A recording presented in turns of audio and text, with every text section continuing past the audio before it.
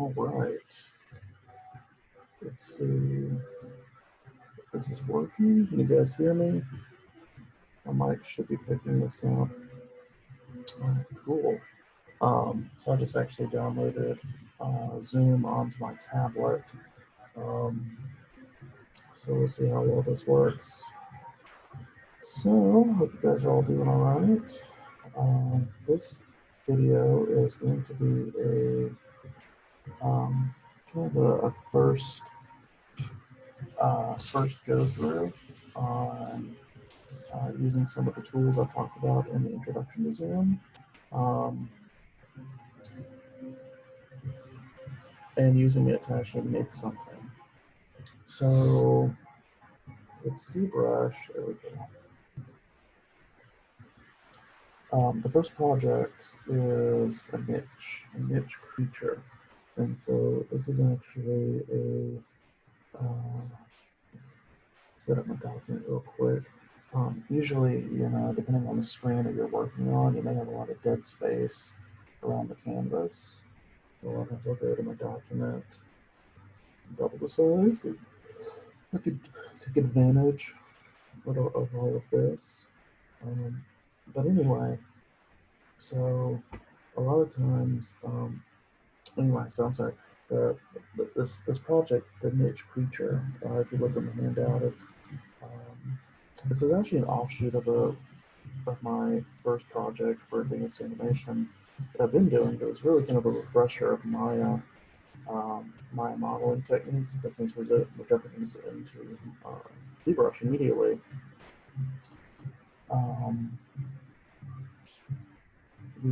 just kind of transforming this into something a little more ZBrush friendly. So anyway, the niche creature is basically just a creature that fits a unique niche in the world. It's kind of based off the joke of Pass the Butter from Rick and Morty, where Rick makes a robot that solely exists to pass the butter. And the robot says, "What is my purpose?" And he says, "You pass the butter." And then the little robot is just heartbroken because that's his only existence. So that's kind of it's kind of a joke, the comedy of it. But anyway, so the idea is that in nature, there are creatures that really kind of only fill like a certain niche, and they can't really exist outside of that. So, example of that might be like a hummingbird. Hummingbirds, they have different bill shapes or beak shapes for specific flowers and stuff. And so if you take away that flower, they can't feed on other types of flowers because their bills aren't the right shape or the length or depth or whatever. So that's they're really only made specifically to fit like one particular thing. So your creatures that I want you to make should fill a niche that you may not consider. So it could be as asinine as you want, and I really kind of want you guys to just be as creative. And these should not be real creatures. These should be things that that you create in your mind, almost your creativity. So I don't really know what I'm going to make yet. A lot of times I find that as I'm just starting to make little forms, I kind of start to build it as I'm going on. And I think that's kind of true for a lot of artists. We just, once you start sketching or modeling, you kind of start to build a narrative with these things. And that's what I tend to do, is I'll just start building narratives. And that sometimes evolve to being entire stories and films just based off a singular sketch. So I think it's quite a fun, unique way to do things. So hopefully you guys do too. Okay, so I kind of have, an idea in my head of like, maybe like a little mole type creature.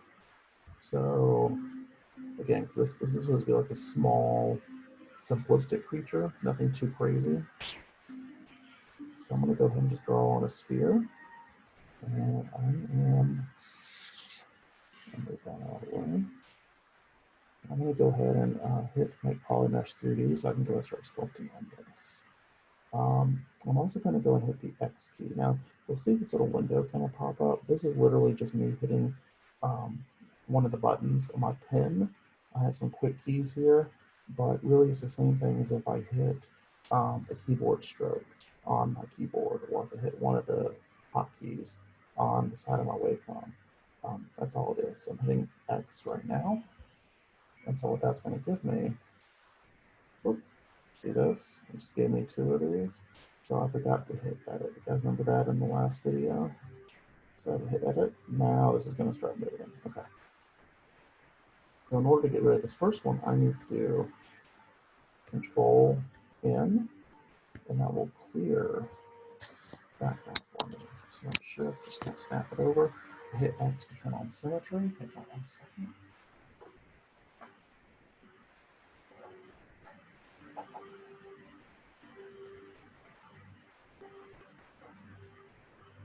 I don't know if you guys can hear the music I'm listening to, but it's really cool.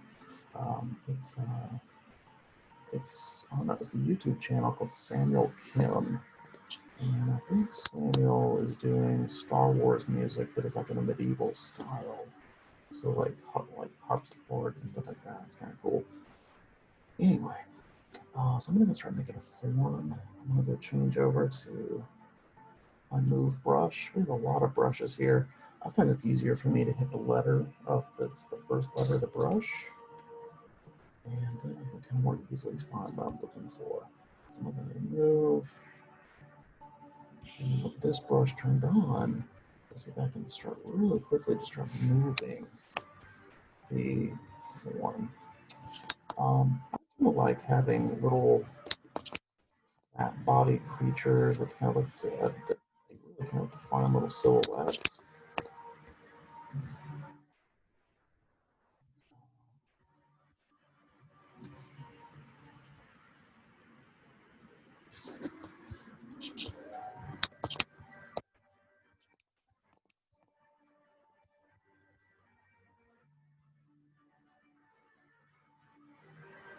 You'll see as I'm kind of pulling stuff around, you'll see it kind of gives me a little bit of stretching right here. Oh, this music's great. Oh yeah, go check it out. Samuel Kim on YouTube. Yeah, it's kind of stretching the geometry right here. So I'm going to go ahead and hit Dynamesh. Let's see. It goes through and it actually tessellates the surface. So when I say tessellate, hit back a couple times. You'll see that the topology, the face flow across the surface gets a bit stretched. Right here, the density changes. You'll see smaller faces here, so you have more numerous faces there. But then they also have larger faces here. By hitting Dynamesh, it retessellates the surface where it's all even. And that makes it a lot easier for me to go in and sculpt. I'm going to just smooth this out a little bit.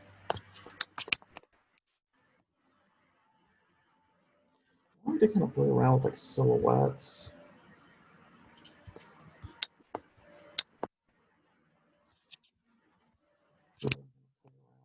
Something that looks visually interesting. So I kind of look at it from like different angles. I kind of like having like maybe has like a little knob, like a little nose horn or something, like a rhino.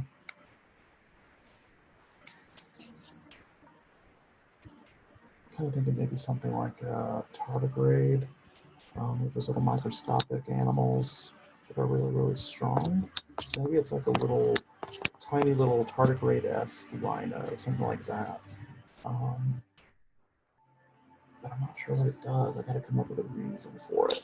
Because that, I find that really is going to give you a wonderful impetus to, oh, it's got a cute little butt right there. It's gonna be awesome.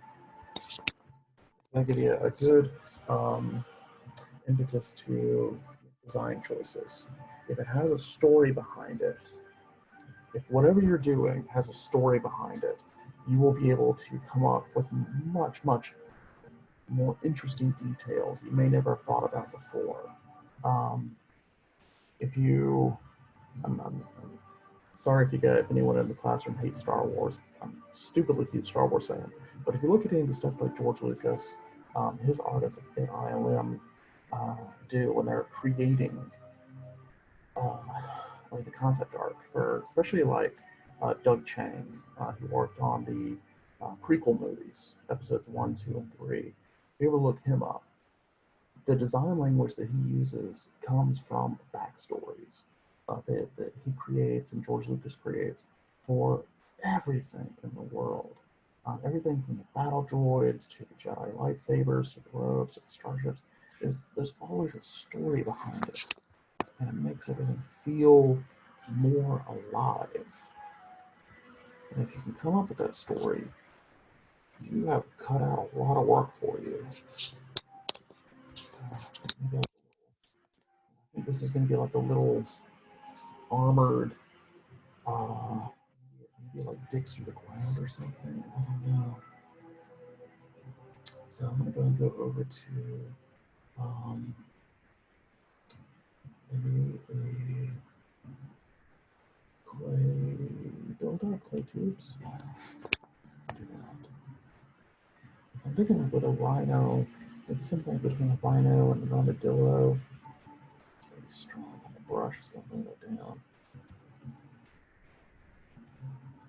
By the way, guys, I'm kind of whispering because my son is asleep, so I don't want to wake him up. If you hear me, I'm sorry. It's actually the first time I made a video um, on my tablet, so it's kind of, we'll see how this goes. So maybe like a plate here. Maybe like this thing can like roll up or something. I'm a huge fan of like armadillos and pangolins and echidnas and like these little armored creatures that are basically harmless, but they are just fantastic looking little things.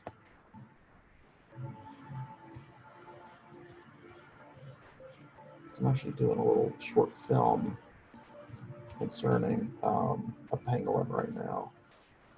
And that was one of my characters I made last semester. Was the main villain for that film. His name is Lou. He's a big alligator.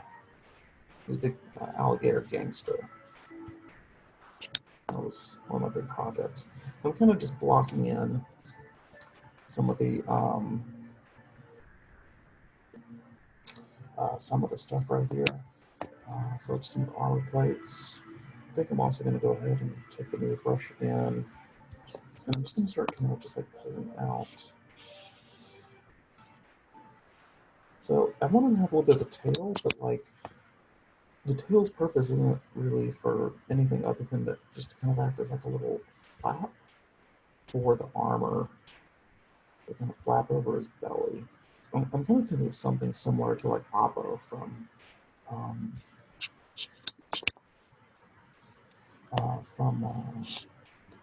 Last Airbender. So it's getting a little bit stretchy right here on my, is it right there on my topology. So I'm going to go ahead and actually rerun Dynamesh. So I'm going to just automatically do that by holding down Control and then swiping, and you'll see that automatically goes through and like fixes all that. So that's good. So let's do a.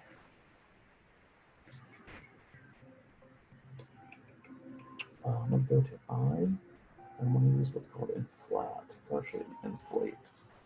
So I'm kind of thinking already, like, the scale of this creature is going to kind of depend on, or the scale is going to kind of tell me maybe things I need to pay attention to, maybe some things I can add to it. And so one of them might be, how does this creature move around in the world? And, there's one thing that kind of comes to mind is right now, whenever I open up my back door, I get a ton of bugs. South Texas, we have tons and tons of bugs. That's just part of it. But one of these things is called a click beetle. And these little click beetles are really kind of cool. They're harmless, completely harmless. but they they're fairly long. They're probably about an inch long, and they're hinged in the middle. They have a long tail on them. And the click beetles, a way for them to get away from predators is they will basically click their bodies. They have a little hinge that can build up pressure, and they can basically spring themselves away. I think there's probably a number of beetles that kind of do this, but I've come across these guys a number of times, and like they're really kind of fun to look at. So anyway, maybe this guy has a tail like that.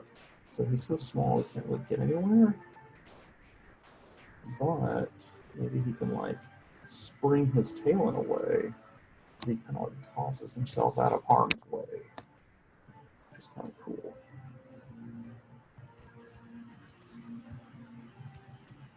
Kind of just kind of yeah, just sculpting in some of the armor plates right here,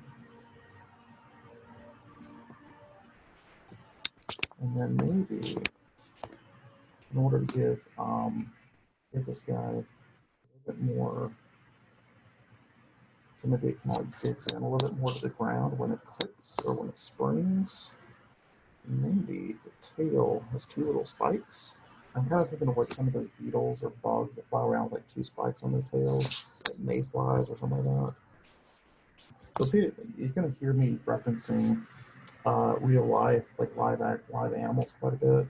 I think that is a wonderful way. A lot of artists, most artists I know will do that. They're just referencing stuff that they've seen in real life because this is real life animal. Real animals are real. Like they have evolved their shapes for a reason. So I feel like we can take some reference material from that, and it just makes your stuff, your design language, all that much more much stronger. Because also we may not know what we're looking at, but if we can attach some sort of meaning or something to the creature. If we see like a certain type of scale or a certain body design, like say the Mudhorn from Mandalorian, the giant rhino. It basically was a alien version of a woolly rhino. That's essentially what it was. But we don't have those anymore. They actually were a creature, but they used a similar body structure to rhinoceros, and then the shaggy fur from like woolly mammoths that we all knew as a kid. So we kind of had an animal that comes out looking plausible. Anyway, try to keep the Star Wars references to a minor drone. Who am I kidding? You're gonna get a lot of these. Okay. Smooth that a little bit. So maybe like it wraps, it rolls itself up into a little ball, and then it uses the tail to kind of power itself out.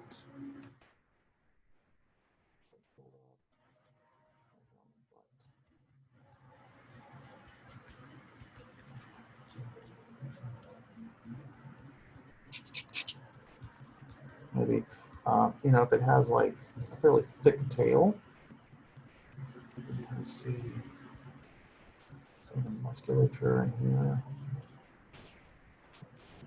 Now, for a little, fat little animal like this, it's not going to be as obvious, but I'll at least get some of that information here.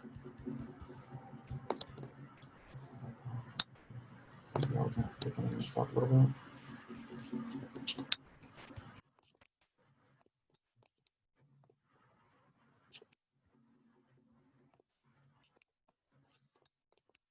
We're kind of getting this interesting kind of silhouette where it's kind of just sloping down in the back, building up in the front of the animal. So keep going with that.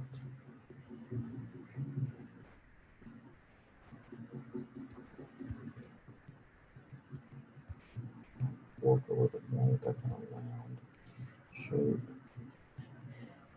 Maybe like bring that just a little bit more forward.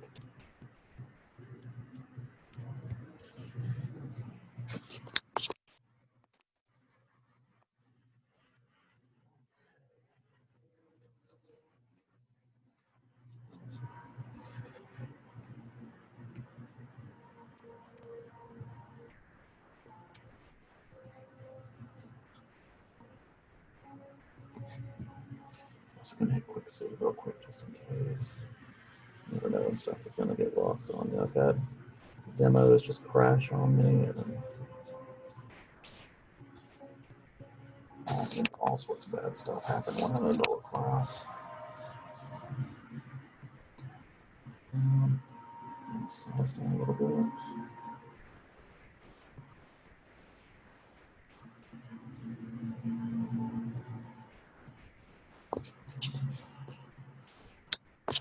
Honestly, what I'm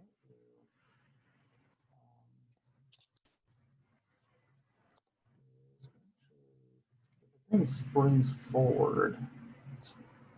Maybe it uses the horn on its head to like impale itself or to kind of like stick onto the side of like maybe trees. That could be kind of cool.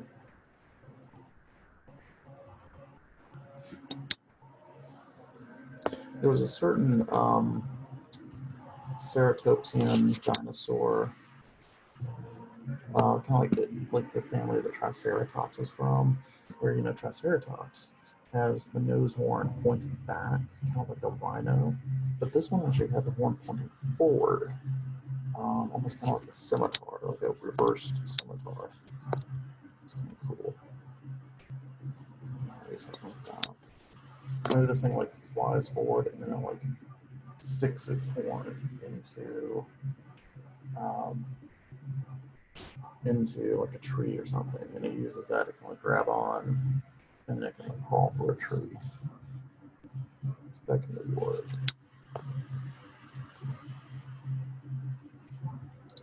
And I'm actually going to go ahead and kind of let's go back into cartoons. Actually, you know what? Let's go back. Let's keep reworking this face. I feel like we need to do something more.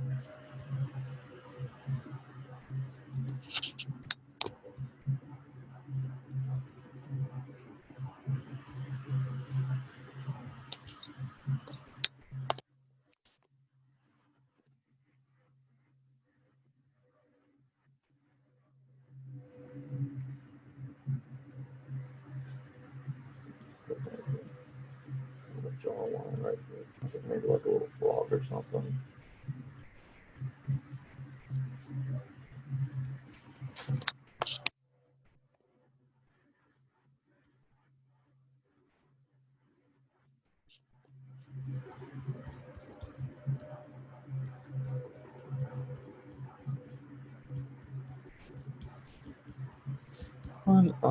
Working with a lower resolution early on allows me to move material a little bit more efficiently.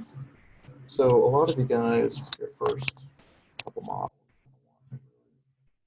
kind of be inclined to sit there and hit the subdivide button to try to get that number right here, the active points, up in the millions. And I would definitely warn you against that, just simply because you don't need more points than what you're basically putting detail down for. If you're putting in the major shapes of the body, don't worry about going high yet. Don't worry about getting a high resolution on your model. Worry about just getting the major blocked out points. If you are getting in starting to do like skin details or something, then go ahead and do that. Go ahead and subdivide as you need to. Hang on 1 second, guys. I'm going to pause the recording. Okay, all right, I'm back. So anyway, I was saying is, if you're going to be going in the high resolution territory, which I would call over 1 million, you need to be at a place where you're going to be actually adding high resolution details. So skin, wrinkles, scales, small details that we can't get with this. So when you're ready, move into that. But I would not jump into it beforehand. I kind of think of it as when you're life drawing, you don't start detailing the eye before you have the rest of the body blocked out, right? Like probably, Lawler would yell at you if you did that. So don't do that. So, get your whole body blocked out, and then you can start going into your high resolution stuff. So That's going to be kind of where his little jawline is going to be.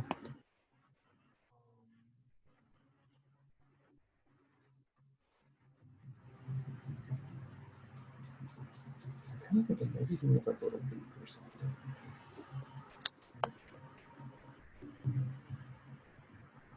I don't know. We'll come back to that. His feet. How does he?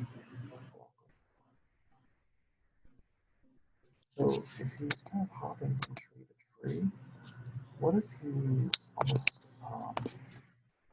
sloth, cicada? You know how cicadas just kind of like stick to the ground.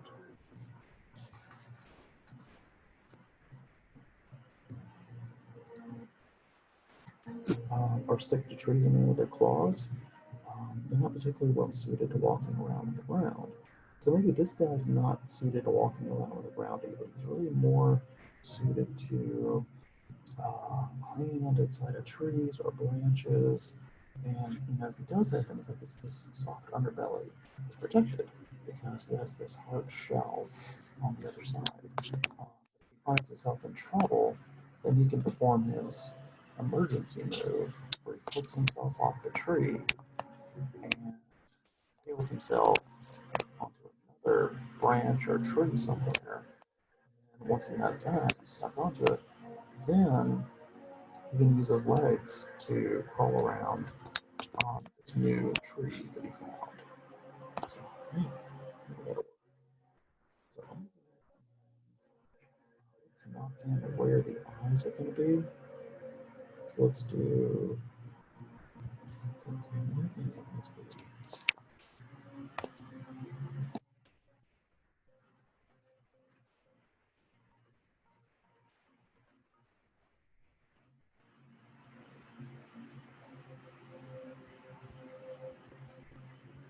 Maybe like right there. I'm just going to kind of put in some.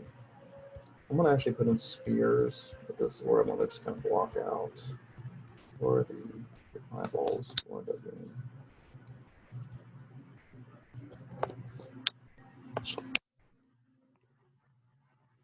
I need some nostrils.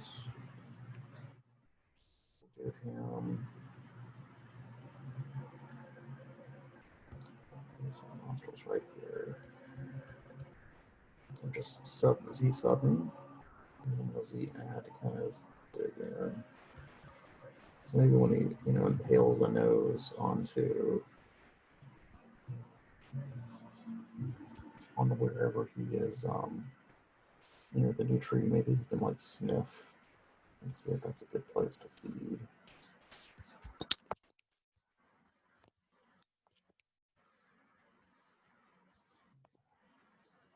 Feet. So something that maybe hangs off of trees or something. So I might do is let's go make a new subtool. And so the reason why is because we can do like a little claw that we can actually hang on. We can kind of clip, like basically putting him in a duplicate, and put on that for the back feet as well. I'm going to go ahead and pin a sphere. So we have another sphere in the scene. Hit F. It's actually sitting right here, so I'm going to move it down. Just using the move tool right here. Just make sure the gizmo turned on. And I'm just going to go ahead and scale it out. Shrink it down.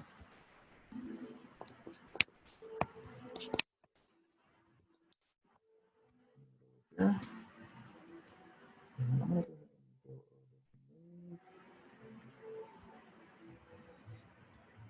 and I'm kind of thinking of something, maybe it's almost kind of like a little hoof.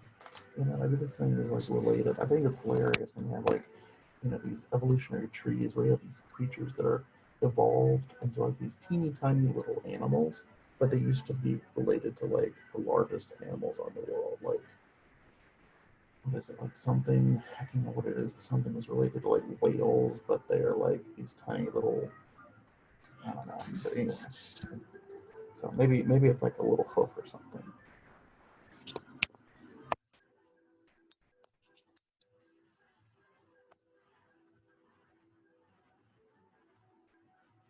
And if he walks on the ground, maybe it kind of like does this, but then it's really kind of hooked inward a little bit.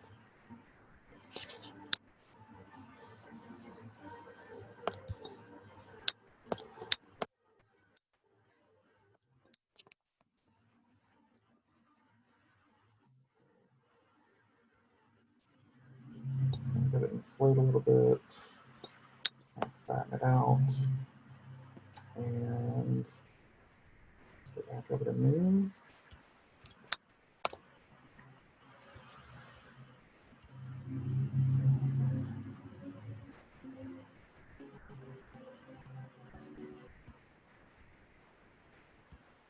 Like that, maybe flatten this out just a little bit.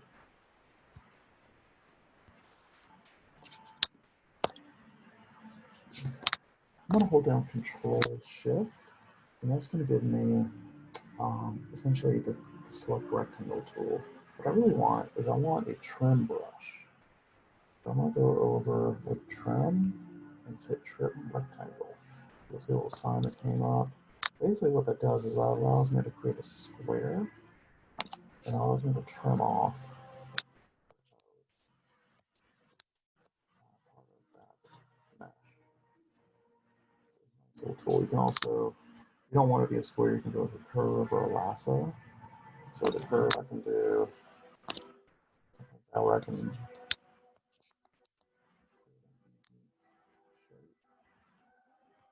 something like that.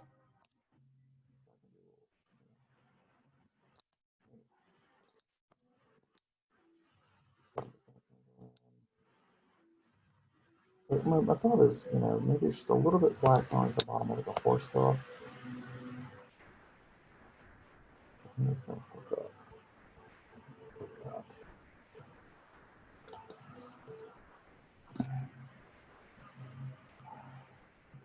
And what I can do is also go over to S for snake hook. Okay. That's kind of like a move tool, but it's a little bit different. What I need to do is I need Dynamesh this guy right here before I go any further. So I just want to simplify it. So here we go.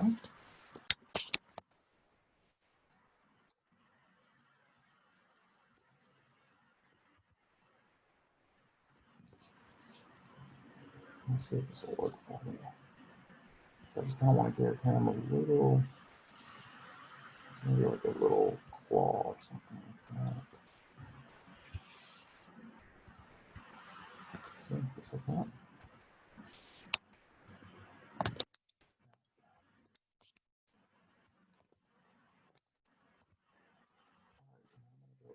To pinch. It's exactly what it says it is. It allows you to pinch pieces together. This is really good if you want to like create a hard edge, which we do want.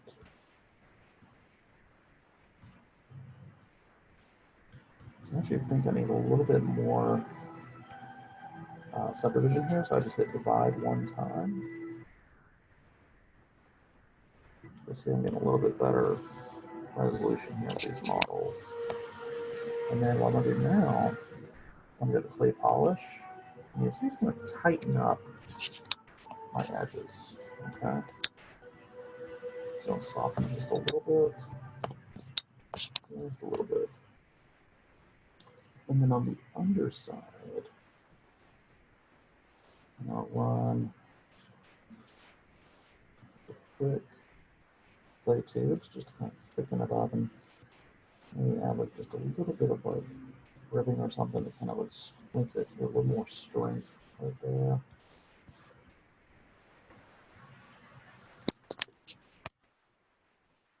You find that you're not able to see your second subtool very easily, you can turn off visibility of whatever else you have on and get unrestricted view.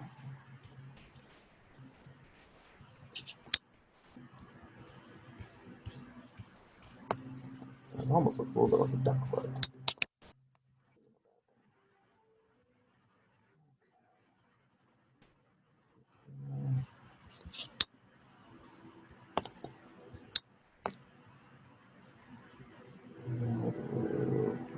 uniform standard. This is a fun brush. It's not having a fun name. This one allows you to do thin lines. I really enjoy it.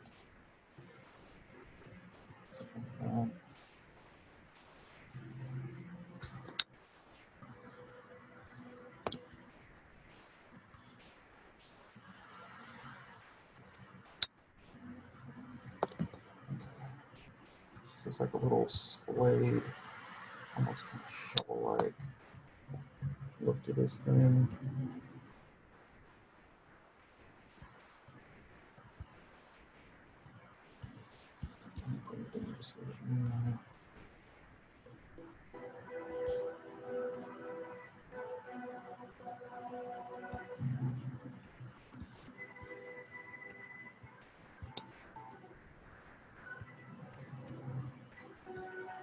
Okay, so coming out, really kind of playing with this shape, getting it really kind of under control now.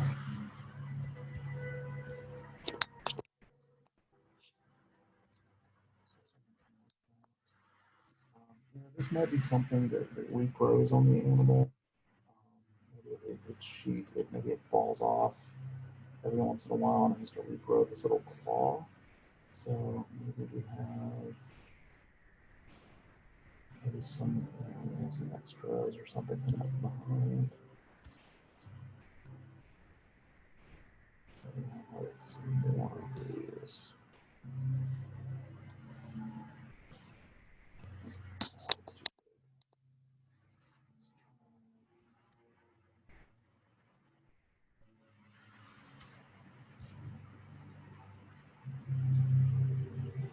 Something like that.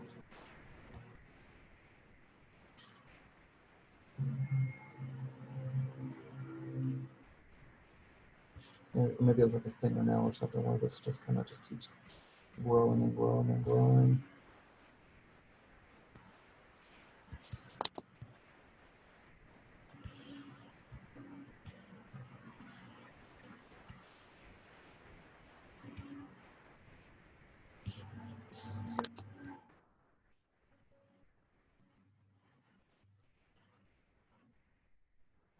So it's just a little bit more developed as it gets closer to the edge of the foot.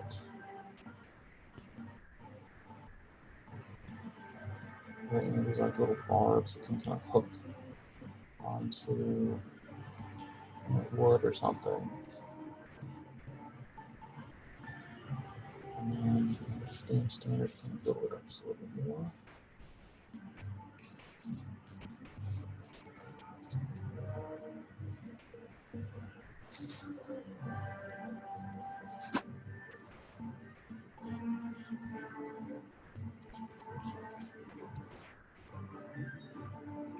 I kind of like that. I dig that. I dig that a lot. All right. So again, we're just going to come up with the story as we go along, modeling this, making our detailing decisions based on this creature. What its life is, how it lives, what it does, what it eats. Actually, I haven't really decided what it eats yet. I know where it lives. It lives in trees. I know what its defense mechanism is. It hops around and has armor plating. But we don't know what it eats. So what does it eat? I don't know. Let's figure this out.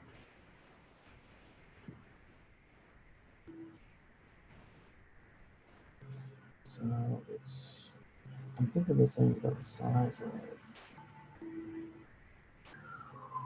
a hedgehog, gerbil,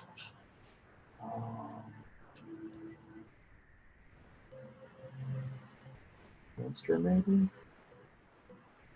So they eat like a lot of nuts. Hedgehogs, I think, are insectivores.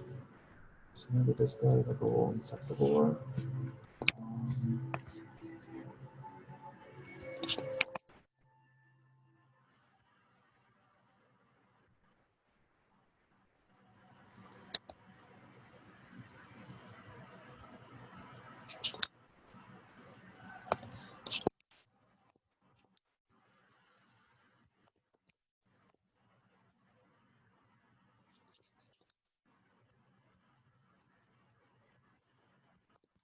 think it'd be big enough to eat eggs. Bird eggs right now.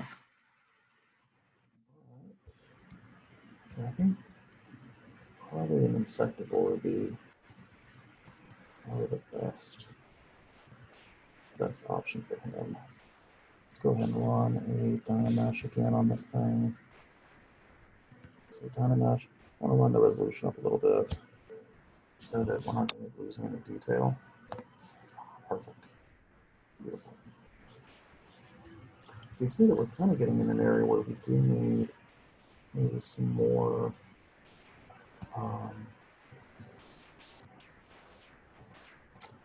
detail on the feet.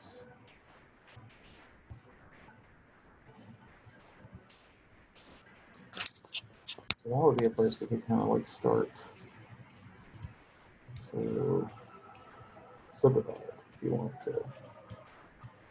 That would be an appropriate place. So put this in a little bit more.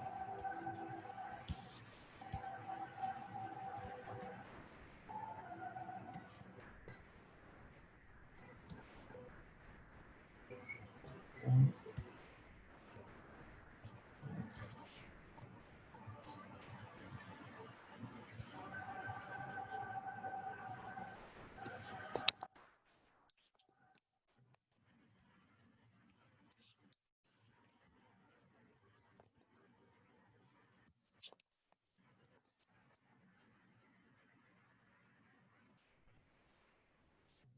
This a little bit.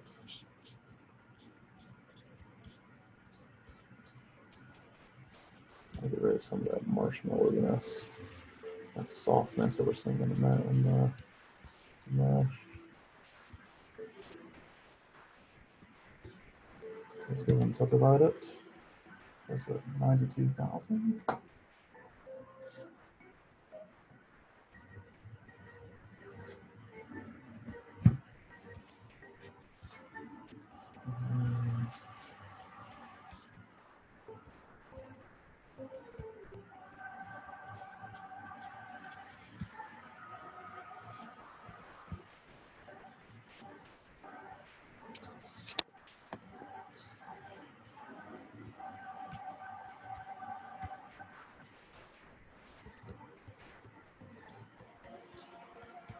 Get back to that game standard right here. That's nice. Vision right there. Can't really out detail counts again. I'm thinking this is kind of like a plate or something, but again, these you know, there's so much use. These claws just maybe kind of fall off like a sheath, and the new one is kind of takes its place. Maybe like shark teeth or I don't know, whatever.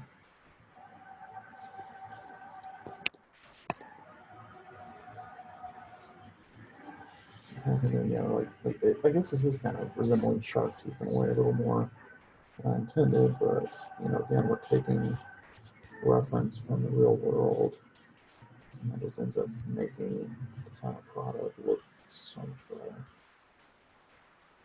The shape also is kind of hitting almost like a nautilus or a snail curvature.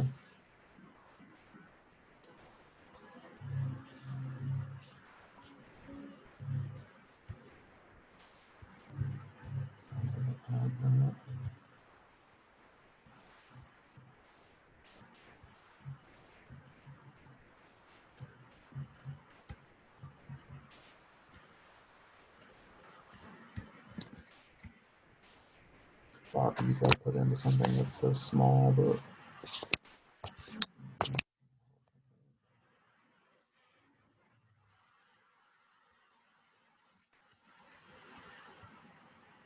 sharpen up that tip a little bit.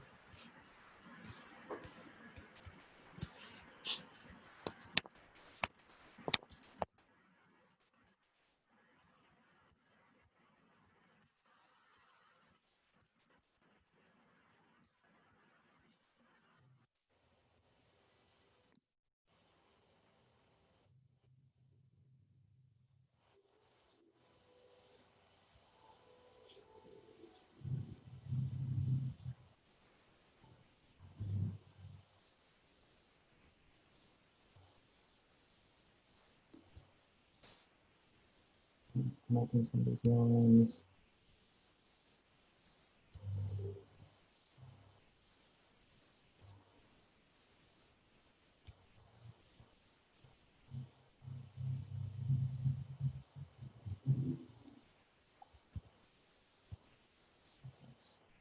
That could be kind of what it looks like.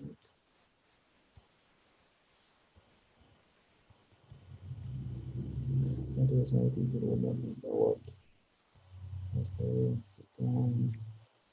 There's this side a little bit, and there's some of this.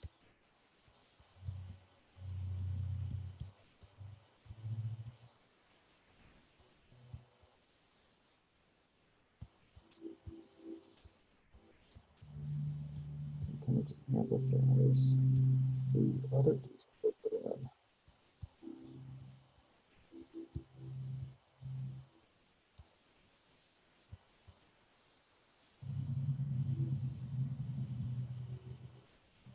See?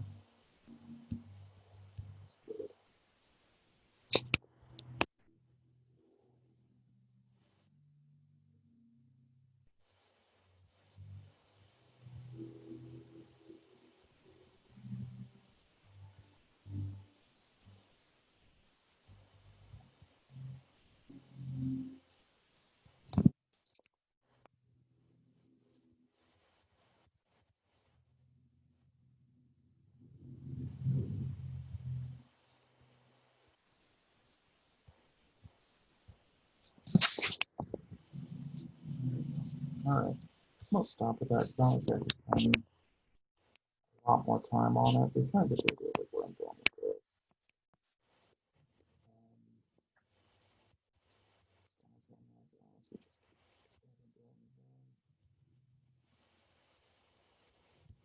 Adjusting a little bit here and there.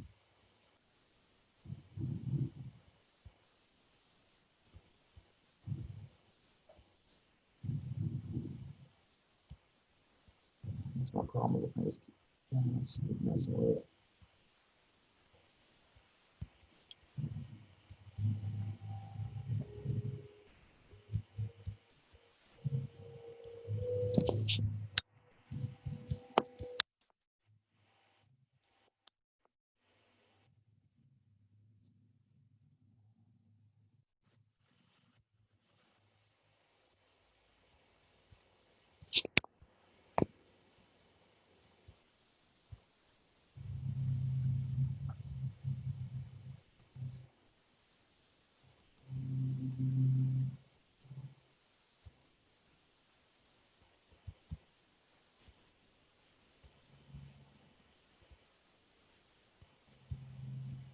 Oh, so I was going to be done, but I'm not. I'm sitting here messing with this thing. Okay, I'm just kind of tidying up some of these lines a little bit because they kind of bug me a little bit. But just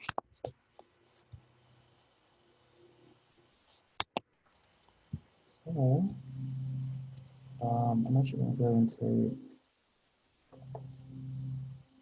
delete the lower subdivision levels because I'm going to have them duplicate this anyways. I'm going to mirror it over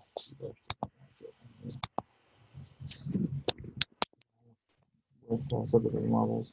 I'm actually going to take this and kind of make it a bit bigger.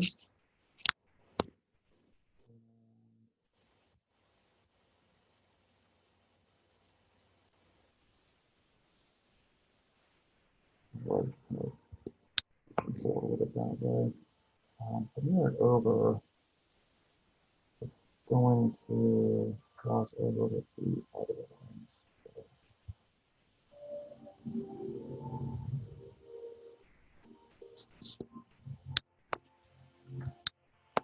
That'll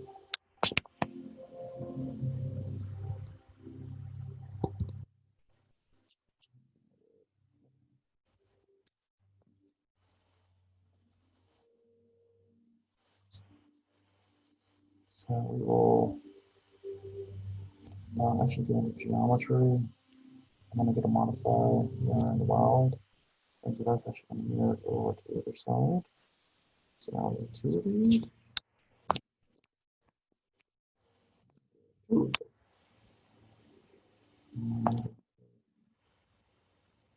putting out control. Remember last week we talked about run the control and duplicate it. So I'm going to just put that control. And notice I'm not actually sculpting this guy in any sort of pose, just a neutral pose. Generally for organisms, either or most of any characters, I will do them in a neutral position. If I turn something kind of symmetry on for this.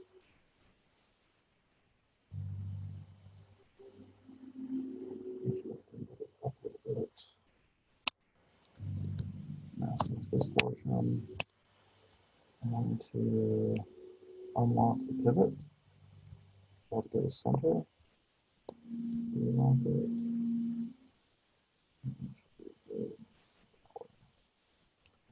So it kind of hugs a tree. He's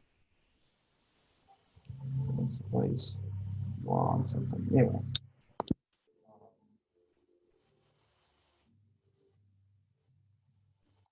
I was going to say. So, neutral position. Um, so generally when I'm doing features, I'll put them in a neutral position. I don't sculpt things in pose because a lot of times I'll end up rigging the character or creature later on. So if it's in a neutral position, it's a million times easier for me to rig it. If I do it in a non-neutral position, it's probably because I'm not going to ever rig it. Or I'll just end up like, 3D printing it or something that's not meant for animation. So, yeah. So if you ever want to pose this stuff, I still do it in neutral and then I'll pose it later on. That's what I need to do.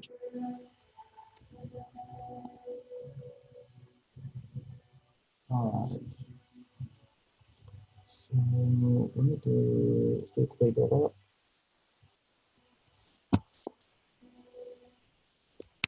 So I'm gonna kind of look around right here.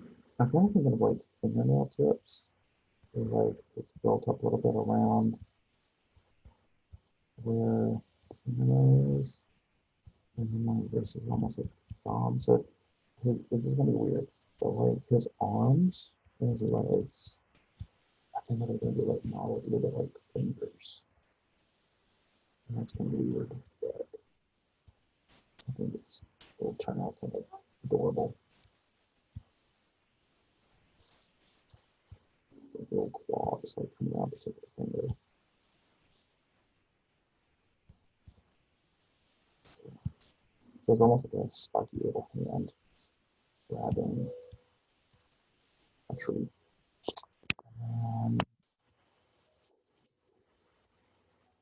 A little fold right here.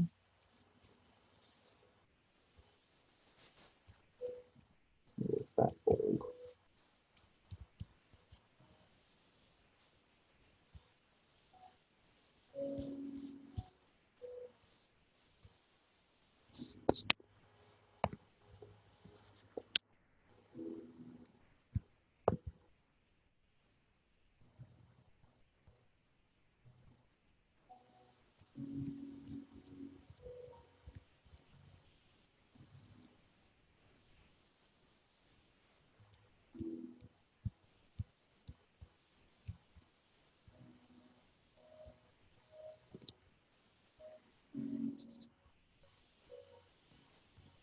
He is adorably terrifying.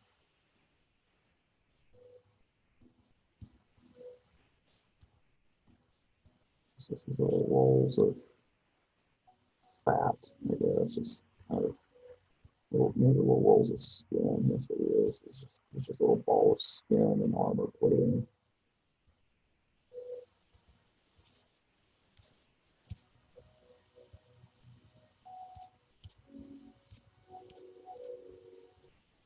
It kind of visually rhymes with the armor plating you have on the back.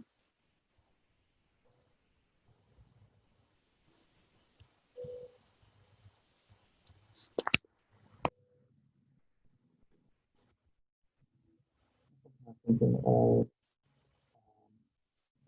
kid, I had a popular kid, Toby. And that little dude. Yeah, these little walls just kind of went around all of those appendages, like his little legs and neck and stuff.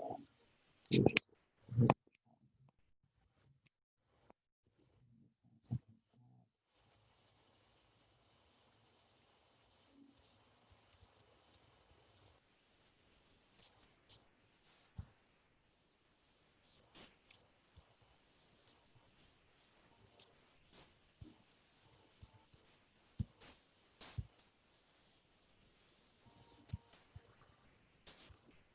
I think we have a big butt.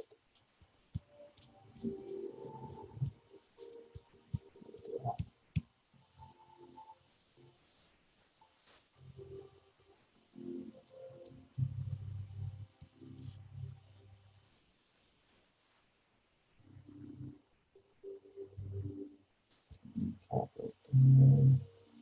Doesn't sound like we need to have a real graphic tablet. Out.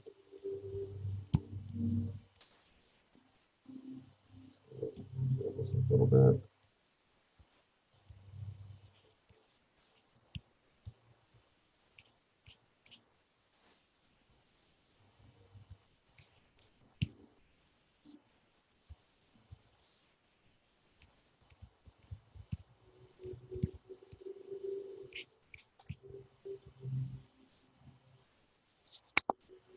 No, he's a heavy boy.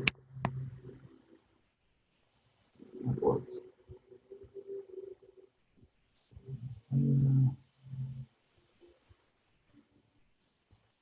More the mission.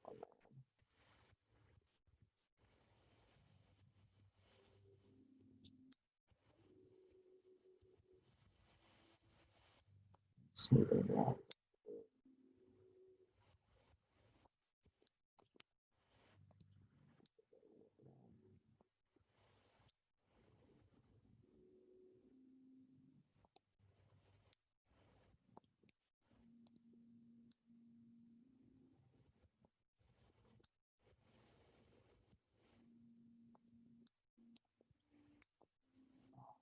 It's hideous. I love him.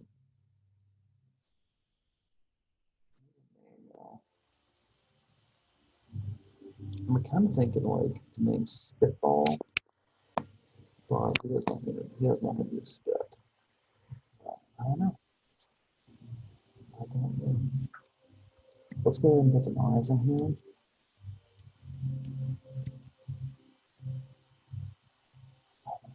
Put a sphere in. Break it down.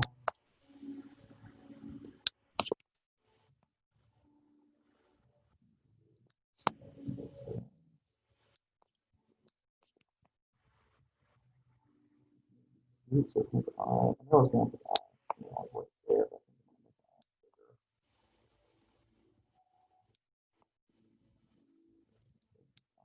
As big as I can get it.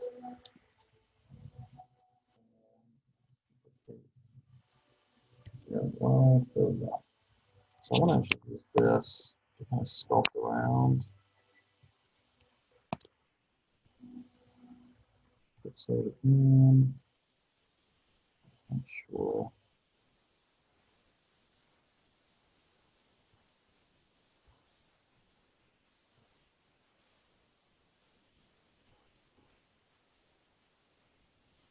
I'm going to make sure I actually have it saved properly. So let's do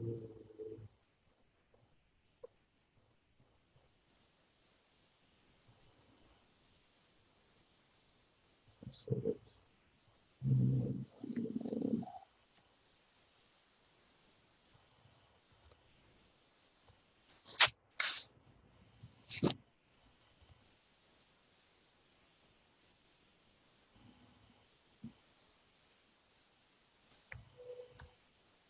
I'm going to call him Spitball for now.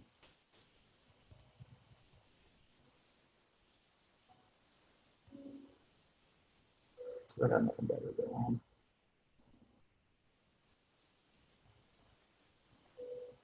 So let's go ahead and let's kind of build down an eye.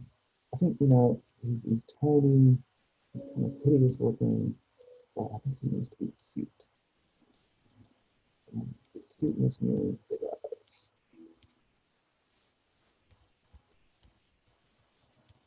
Almost, I'm kind of seeing pastel coming in. Tangled. I did not intend that.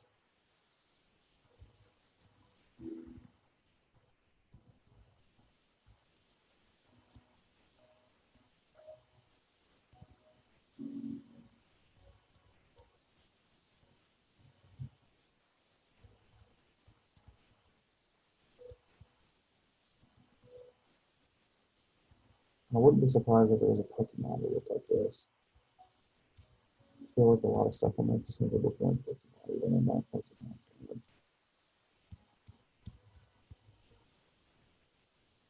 Not good, not. Now that kind of what it is to do. Put it in.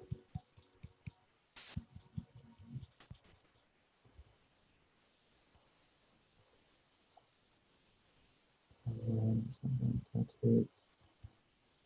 this.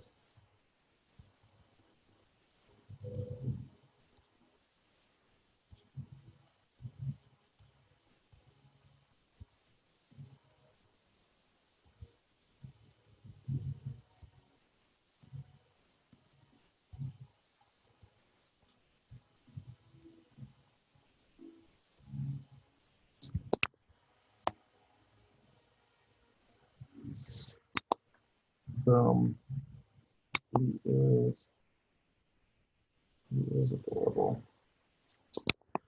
He is squishy. Yep.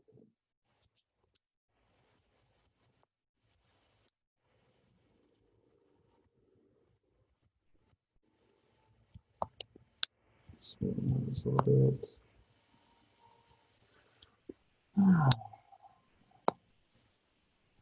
It looks like it's going to be a little deep.